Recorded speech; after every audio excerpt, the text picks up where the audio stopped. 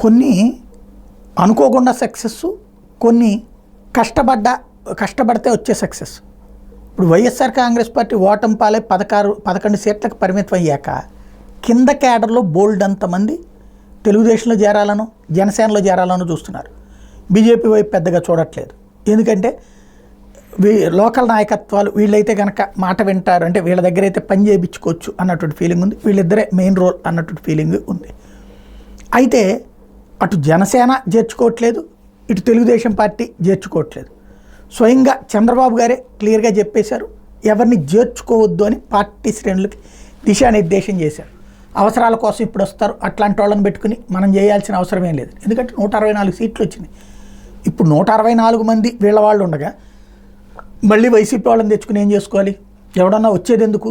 ఏదో పనులు చేయించుకోవడానికి, పనులు చక్కబెట్టేందుకోసం ఇప్పుడు గెలిచాక పార్టీలోకి వచ్చే వాళ్ళని తీసుకోవద్దన్న, అది బెనిఫిట్. ఎవరైతే అటు పోవడానికి వీలుండదు.